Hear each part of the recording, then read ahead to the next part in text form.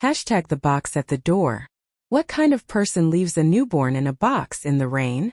That's what Julia asked herself on the morning she opened her door and saw something that would change her life forever. It was a cold Monday, with fog still clinging to the rooftops and the damp chirping of sparrows echoing between the alleyways. Julia had barely slept. Her coffee was steaming between her fingers when she saw it. A soaked cardboard box with something moving inside. And crying. At first she thought it might be a stray cat or dog. It wouldn't be the first time. But that cry. It wasn't an animal's. It was human. Small. Fragile. Julia dropped her mug to the floor, rushing toward the box. Inside, wrapped in gray blankets, was a baby. A real baby.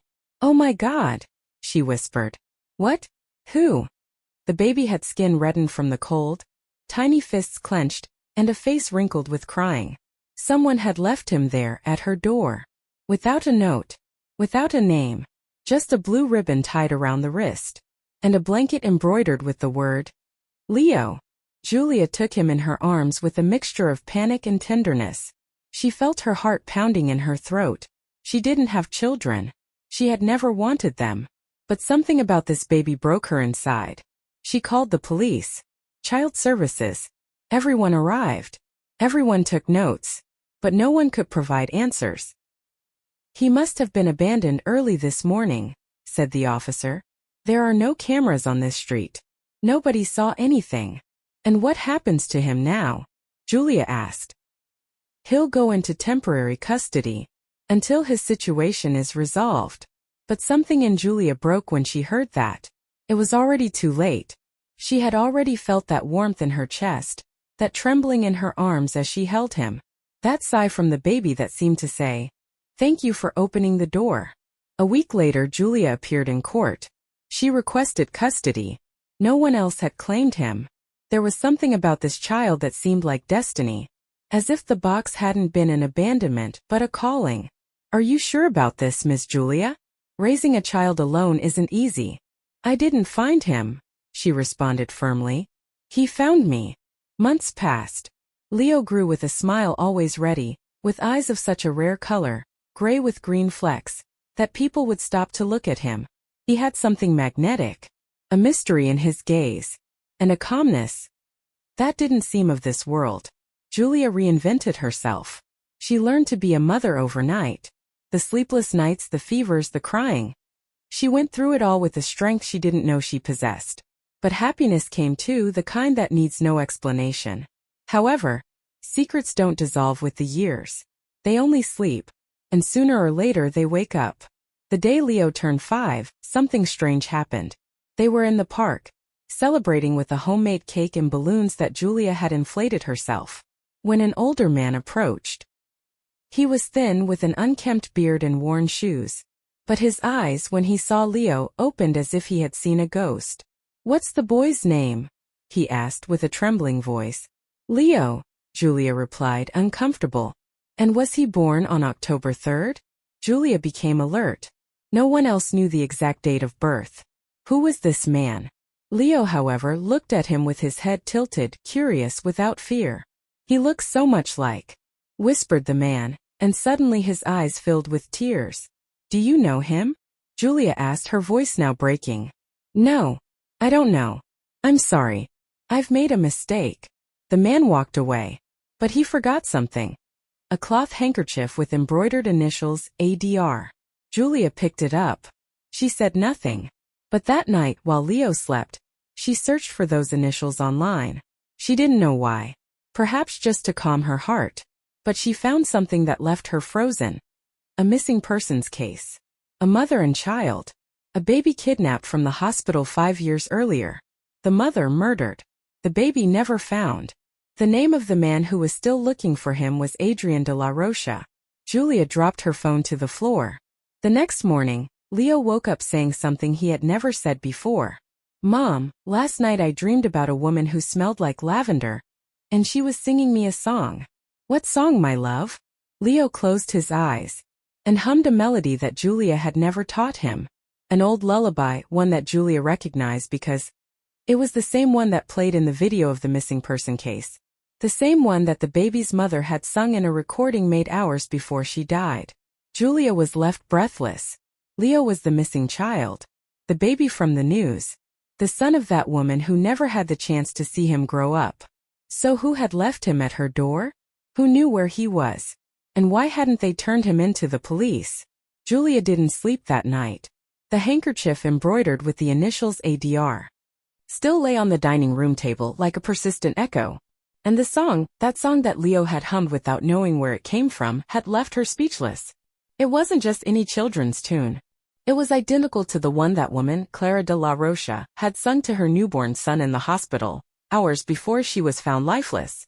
The images were in a forgotten news video, which Julia had found diving through online archives until dawn.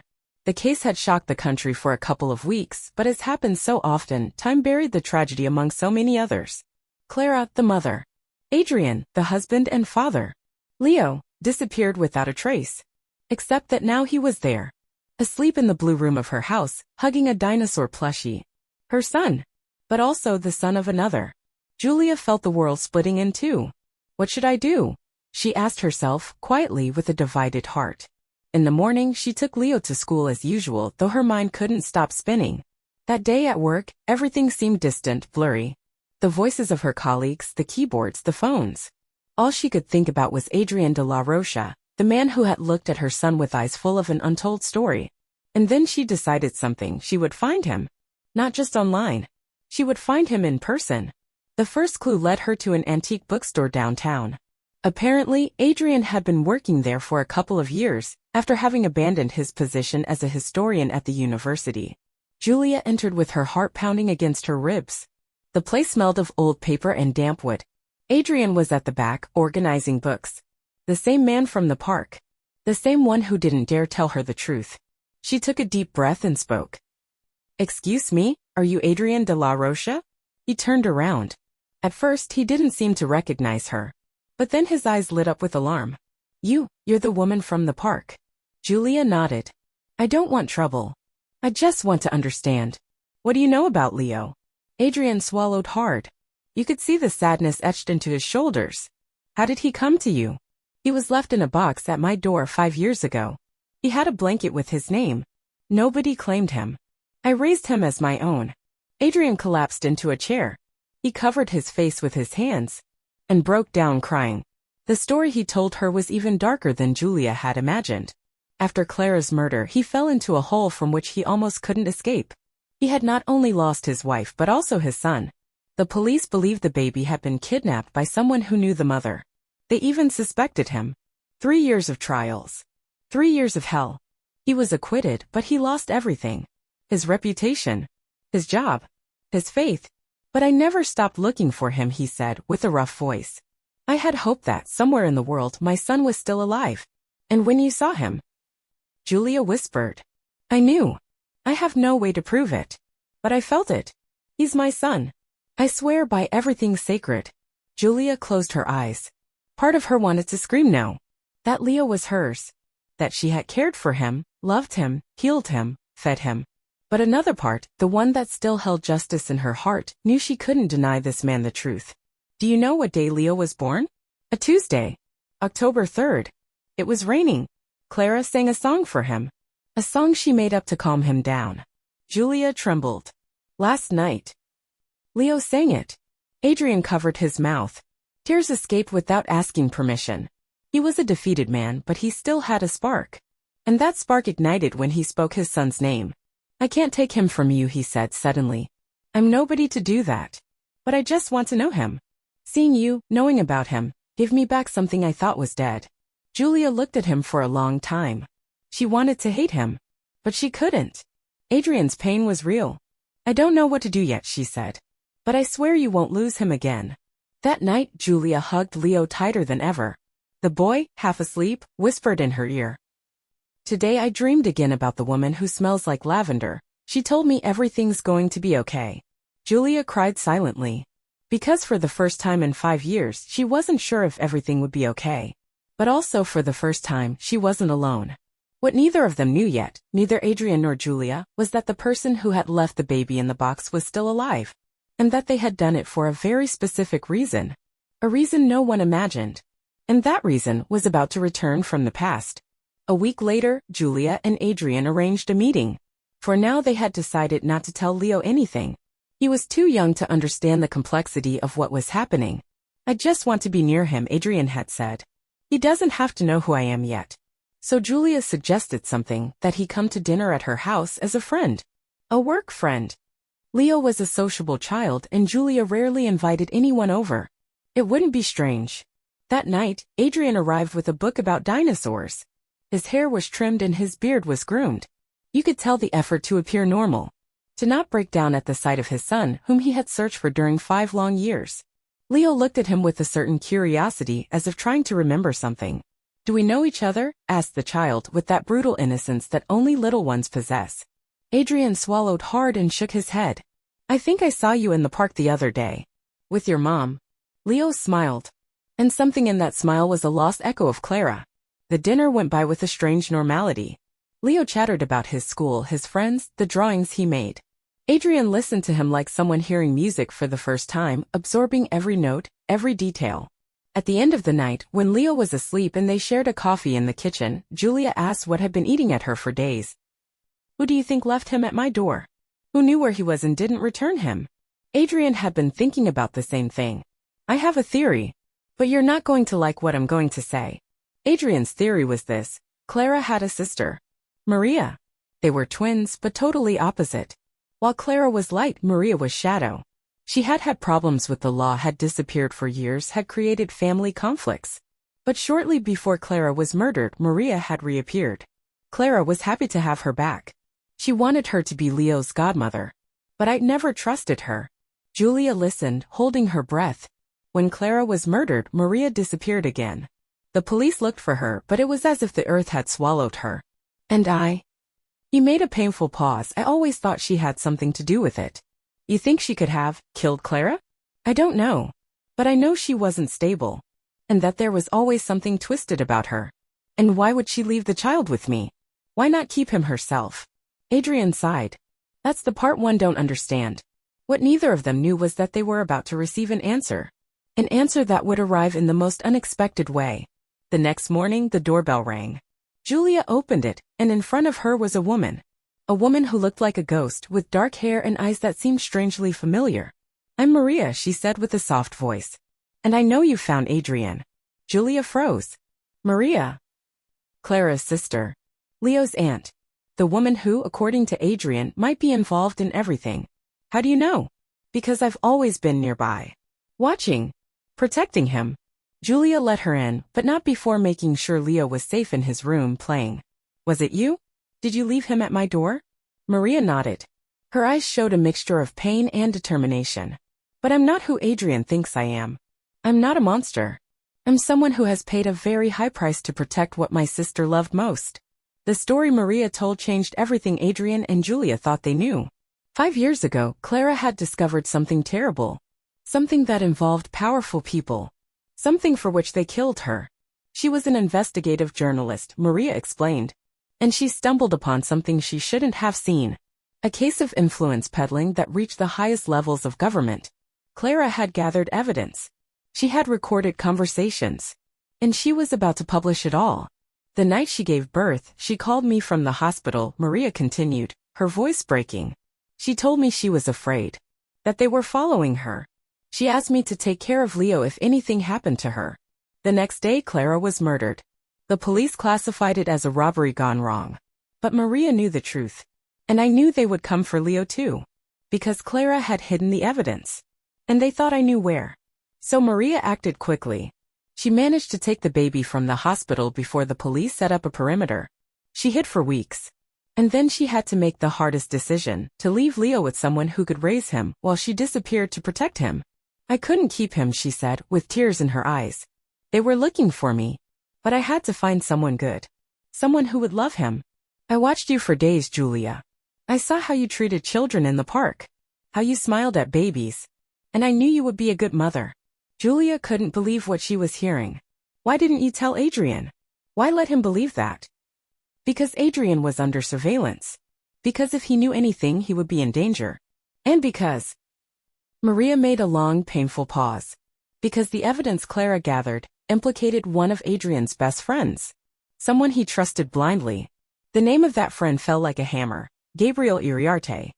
The lawyer who had defended Adrian during the 3 years of trial.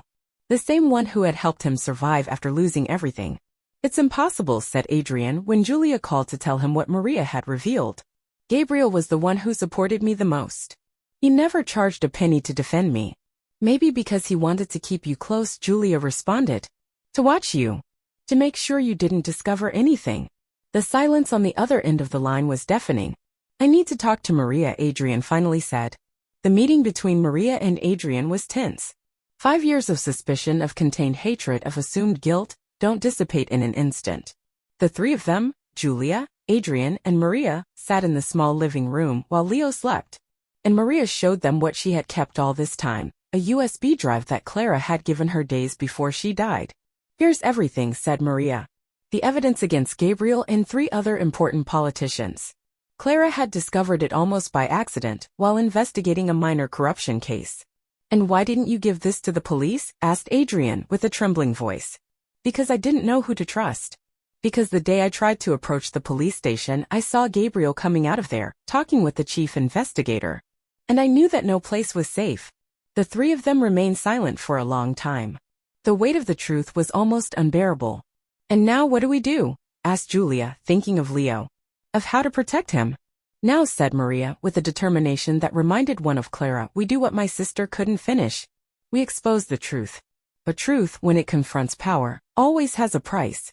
The following night, while they were reviewing the evidence and planning how to make it public, someone entered Julia's house. The 3 were so focused that they didn't hear him until it was too late. Gabriel Iriarte appeared at the door of the living room with a gun in his hand. "I knew you were alive," he said to Maria. "I knew that someday you would appear. And now you come with that USB drive that doesn't belong to you." Adrian stood up, incredulous. "Gabriel, why?" "Because there's too much at stake, my friend. Power. Money. Influence. Do you think I would have given it all up for an idealistic journalist?"